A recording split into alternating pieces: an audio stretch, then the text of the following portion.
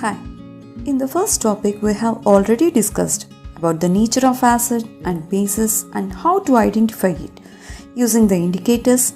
And now in this topic, we are going to discuss about 4 facts.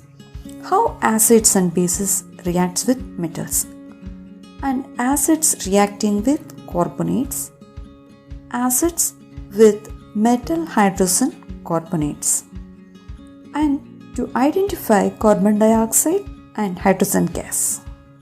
Do you know why source substances like pickles are not kept in brass and copper?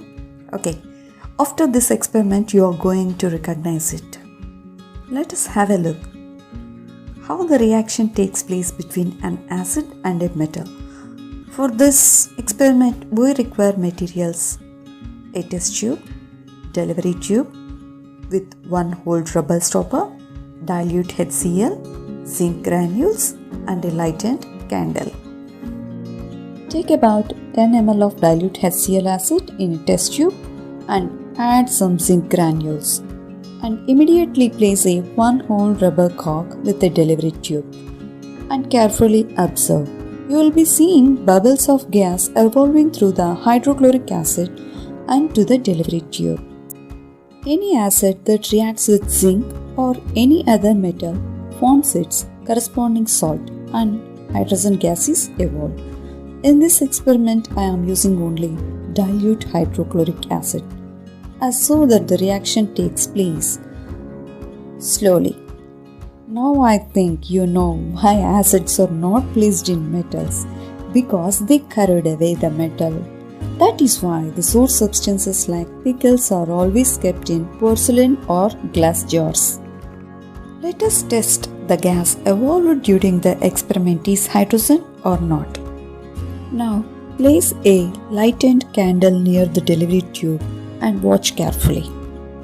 The gas evolving out of the delivery tube catches the fire and burns slowly with a popping sound. From this, we can confirm that the gas is hydrogen. We have to be very careful while doing this experiment, as hydrogen is explosive. It may create a havoc in your lab. So, always do the experiment only under the supervision or guidance of a teacher. And remember to do this experiment with dilute HCl only. When a lighted match is brought near hydrogen gas, it burns with a popping sound.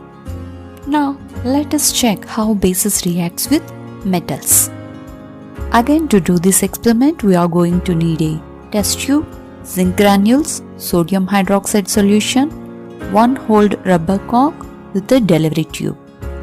Take about 10 ml of sodium hydroxide solution in a test tube. Add some zinc granules to it and place a rubber cork with the delivery tube. Observe carefully. Again, we are going to see gas escaping out of sodium hydroxide solution into the delivery tube. Sodium hydroxide reacts with zinc, forming sodium zincate and hydrogen gas evolving out of it. From this activity, we can say that base reacts with metals, forming its corresponding salt and hydrogen gas. Sodium hydroxide reacts with zinc, forming sodium zincate and hydrogen gas. Kindly note that all the bases does not react with metals, and so far here we are using concentrated sodium hydroxide solution, so the reaction takes place a little bit fast. Now we are moving ahead into the third part of acids reacting with carbonates. For this experiment, we are taking a test tube, anhydrous sodium carbonate, dilute HCl and 1 hole rubber cork with a delivery tube. Take about a half gram of sodium carbonate in a test tube and add 2 ml of dilute HCl to it. We will observe a quick effervescence of gas evolving out of the salt. Sodium carbonate reacts with hydrochloric acid, forming sodium chloride, water and carbon dioxide gas.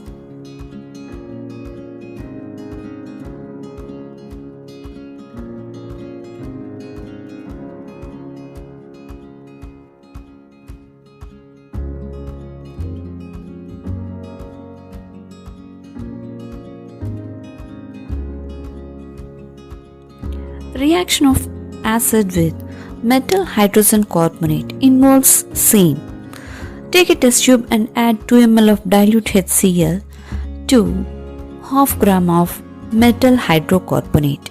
We will again observe a quick effervescence of carbon dioxide and forming respective salt and water. From these activities, we can conclude that reaction of metal carbonates and metal hydrogen carbonates with acid gives the corresponding salt and carbon dioxide water.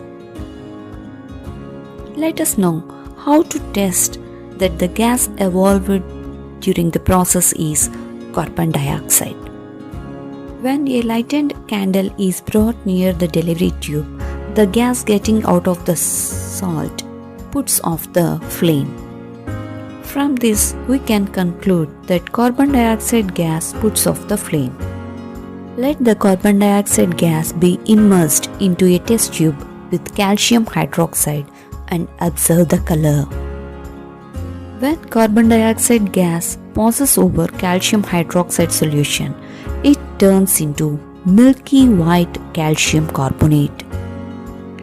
This is the same thing which happens in our houses when they are being whitewashed. Calcium hydroxide solution or lime water, which is painted onto the walls, reacts with the atmospheric carbon dioxide, forming bright white calcium carbonate. When carbon dioxide gas is passed over moist litmus blue paper, it turns into red, as carbon dioxide is acidic. Once again, I remember you how to test carbon dioxide. First, when a lighted match is brought near a carbon dioxide, it puts off the flame. Second, when carbon dioxide is passed over calcium hydroxide or lime water solution, it turns into milky white calcium carbonate. And the third, when carbon dioxide is passed onto a moist blue litmus paper, it turns to red.